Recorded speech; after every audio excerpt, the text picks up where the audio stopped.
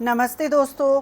आज मैं आपके साथ शेयर करने वाली हूँ ऐसी आइसक्रीम जिसमें मैंने इस्तेमाल किया है एक छोटा सा सीक्रेट ट्विस्ट। और सच बताऊँ, उसी एक चीज़ की वजह से इसका टेस्ट इतना ज़बरदस्त आया कि घर वालों ने बोला कि ये अब तक की सबसे बेस्ट आइसक्रीम है। ये आइसक्रीम इतनी क्रीमी, इतनी रिच, इतनी टेस्टी बनती है ना कि एक बार बनाओगे तो बार बार यही बनाने का मन करेगा। और उस सीक्रेट इंग्रेडिएंट के बारे में मैं आपको वीडियो में आगे बताऊंगी, तो पूरी रेसिपी बिल्कुल भी मिस मत करना क्योंकि असली कमाल वही होने वाला है। तो चलिए शुरू करते हैं। मैं हूँ सीमा विमल और सीमा विमल की दुनिया में आप सभी का बहुत बहुत स्वागत है। सबसे पहले मैंने ली है एक कटोरी चीनी।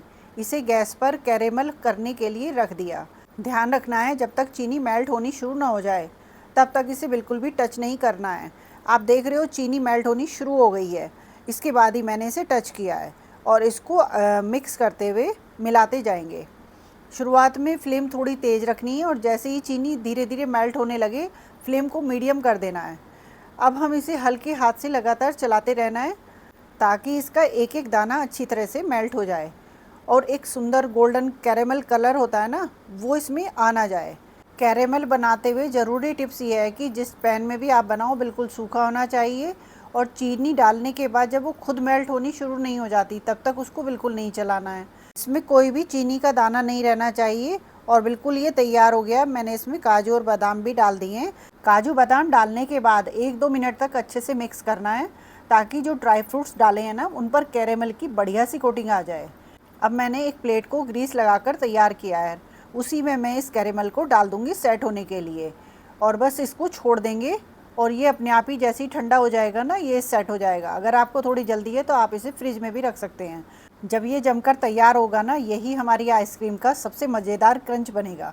अब मैंने आइसक्रीम के लिए मिक्सिंग बाउल लिया है और उसमें 3 कप दूध डाल दिया है। 2 कप तो तेज़ गर्म है और 1 कप ना थोड़ा ठंडा है, तो ताकि ये सारा दूध बैलेंस हो जाए। अब मैंने दूध में आधा कप मिल्क पाउडर डाला है और आधा कप ही मैंने कस्टर्ड पाउडर डाला है। इन दोनों चीज़ों की वजह से आइसक्रीम बहुत जल्दी गाढ़ी हो जाती है और उसका टेस्ट भी एकदम रिच आता है।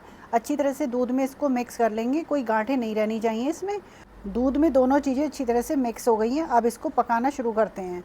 अब इस मिक्स को मैं गैस पर पकाती हूँ। ये मैंने एक पैन में डाल लिया है सारा मिक्स और इसको लगातार चलाते हुए स्लो टू मीडियम फ्लेम पर पकाना है। इसको छोड़ना नहीं है, बस इस बात का ध्यान रखना है क्योंकि अगर आप छोड़ देंगे ना तो जो हमने मिल्क पाउडर डाला है और कस्टर्ड पाउडर डाला है वो नीचे लगना शुरू हो जाता है। तो यहाँ पर इस बात को ध्यान रखना है। थोड़ी देर में ही आप देखेंगे कि ये मिश्रण ना धीरे धीरे गाढ़ा होने लगेगा। अब आप सोच रहे होंगे कि मैंने इसमें चीनी क्यों नहीं डाली। यही तो है इस आइसक्रीम का असली ट्विस्ट। अब इस मिश्रण को लगातार चलाते हुए पकाना है और ये ध्यान रखना है क्योंकि ये मिश्रण बहुत जल्दी गाढ़ा हो जाएगा। इसमें मिल्क पाउडर और कस्टर्ड पाउडर की वजह से नहीं, बहुत जल्दी थिक हो जाता है, इसीलिए तो बहुत जल्दी बनकर तैयार होती है। ये देखिए, देखते ही गाढ़ा भी हो गया है। बस 5-7 मिनट सारे ही लगते हैं। अच्छा सा उबाल आने देंगे। ये देखिए अच्छी तरह से उबाल आ गया। अब मैंने इसमें 1 चम्मच वनीला एसेंस डाल दिया है। वनीला एसेंस डालने से बिल्कुल मार्केट स्टाइल आइसक्रीम लगती है।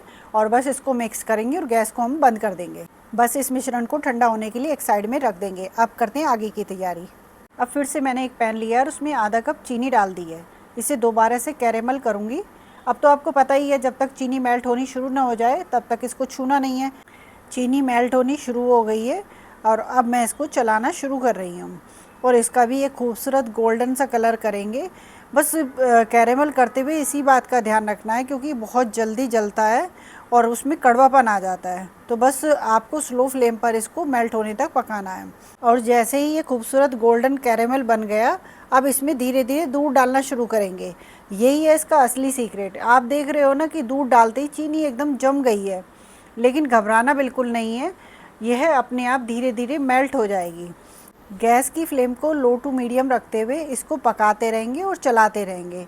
आप देखेंगे धीरे धीरे जो चीनी है ना ये मेल्ट होनी शुरू हो जाती है और जो दूध का कलर है ना वो भी आपको ब्राउन सा दिख रहा होगा।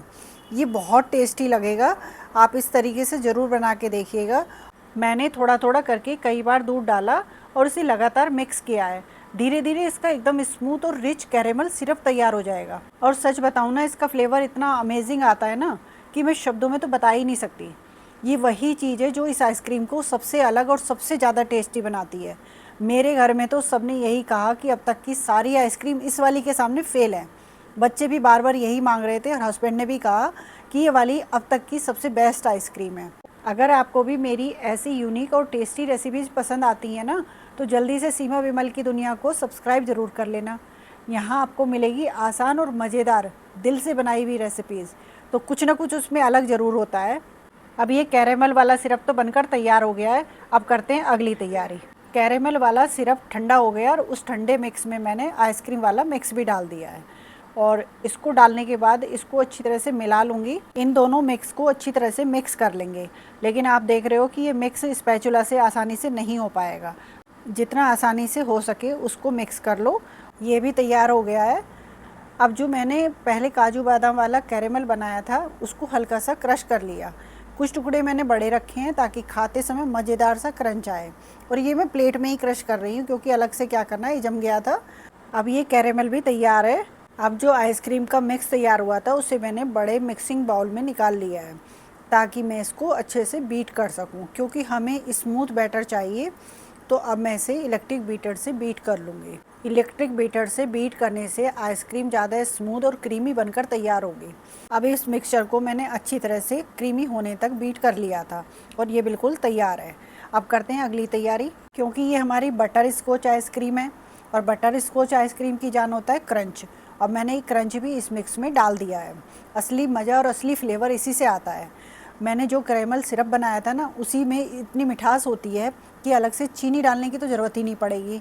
अब जैसे ही ये क्रंच इस क्रीमी बैटर में मिक्स हो जाएगा ना, आपको हर बाइट में मिलेगा मार्केट स्टाइल बटर स्कॉच वाला मज़ेदार क्रंच।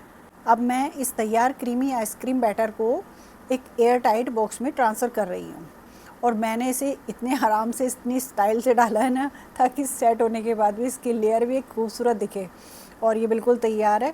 ऊपर से भी मैंने कैरेमल थोड़ा और डाला है ताकि बिल्कुल एकदम आपको फीलिंग बिल्कुल बटर स्कॉच आइसक्रीम जो मार्केट में मिलती है ना, उसी का आपको आनंद आए। और कमाल की लग रही थी। इसका टेस्ट आप समझ ही गए होंगे, इसका क्या गजब का टेस्ट आया है। सच में दोस्तों, एक बार इस तरीके से बटर स्कॉच आइसक्रीम बना ली ना, तो बार बार मैं गारंटी दे रही हूँ यही वाली आइसक्रीम आप बनाओगे भी, खाओगे भी और खिलाओगे भी। अगर बटर स्कॉच आइसक्रीम का ये तरीका आपको पसंद आया हो तो वीडियो को लाइक करना बिल्कुल मत भूलना। अब मैंने इसे ऊपर से अच्छी तरह से क्लीनिंग रैप से कवर कर दिया है ताकि आइसक्रीम के ऊपर बर्फ़ की लेयर न जमे। इसका टेक्सचर एकदम स्मूथ, क्रीमी और परफेक्ट बना रहे। और बस इसको ढक्कन से कवर किया और पूरी रात के लिए फ्रीज़र में रख दिया। और अगली सुबह ये देखो, हमारी सुपर टेस्टी, क्रीमी और एकदम market style butterscotch ice cream बनकर तैयार है। अब मैं इसे प्यार से गोल गोल स्कूप करके सर्व कर रही हूँ। देखो इसका टेक्सचर कितना स्मूथ और कितना क्रीमी और कितना रिच लग रहा है। बस मज़ा आ जाएगा। मैं इसके टेस्ट का बता नहीं सकती हूँ। हर स्कूप में कैरेमल का पूरा फ्लेवर मिलेगा, ड्राई फ्रूट का ऊपर से क्रंच, और जो बटर स्कॉच वाली यम्मीनेस है ना, उफ, सच्ची में।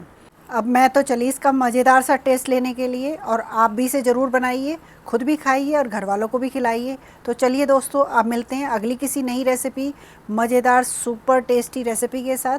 Thank you.